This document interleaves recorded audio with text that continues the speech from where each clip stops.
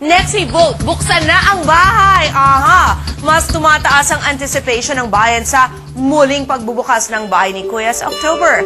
At kasabay na na-excite sa mga double-up sorpresa ni Kuya ang tatlong beautiful girls na favorite niya. Now na. Caught in the act of guessing. Tony Gonzaga, Bianca Gonzalez at Mariel Rodriguez nakihula na sa mga magaganap sa Pinoy Big Brother Double Up. Kung excited ng lahat sa muling pagbubukas ng Big Brother House, excited rin ang mga PBB hosts na sina Tony, Bianca at Mariel. Sobrang excited! Talaga, excited talaga kami. And we're looking forward sa pagpasok ulit sa bahay ni Kuya. Nata sa housemate, pero sa host. Correct. Excited na kami. Pero bago ang tuluyang pagbubukas nito sa October 4, ang tatlo may makukulit na hirit sa upcoming PBB Double Up. Basta ito lang ang alam ko, it's going to be double the fun, double the excitement, double everything. Ako, feeling ko definitely may iba sa bahay. May iba yung tsura ng bahay. Talagang binabago nila talaga yung concept. Even the pool, binabago nila lahat talaga. At syempre, ang pinakaabangan talaga yung mga housemates. Sino kaya ang magiging favorite? Sino kaya yung mga gwapo? Yung mga chakabels?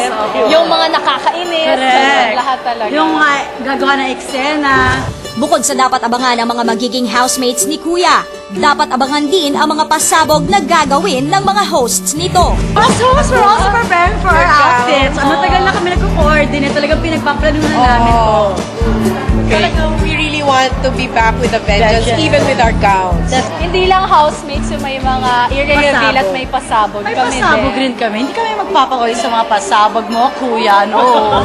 Pero bago sila tuluyang bumalik sa pag-host sa PBB, ang tatlo nag-guest co-host muna sa SNN noong nakaraang linggo. Thank you, Ate Chris, for letting us host. Thank you very much. Thank you. We're happy that you're back. We missed you.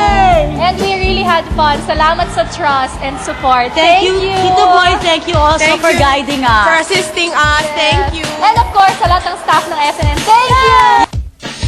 Thank you! Oh, Taas talaga ng energy, no? pero nakakatuwa yung tatlo because you can see that they've really bonded and you can see Right. that the friendship is genuine and hindi nagsasapawan, nagtutulungan, and tama naman talaga, we are so looking forward to seeing them back. At lahat sila, habang narito po sa SNN, tinatanong namin, ano ba talagang ibig sabihin ng double up? Walang may alam. Hindi nyo ba alam, girls, ng ibig sabihin ng double up? Ipapasok kayo sa bahay ni Kuya. Silang tatlo. Hula ko lang yun. Oh. That's a joke, okay. That's a joke, I'm Tapos na joking. si Mariel tapos na-experience Hindi, pero ngayon, sabay-sabay silang tatlo. Kaya double up. really? Triple up. Okay. Okay. Basic Concepcion.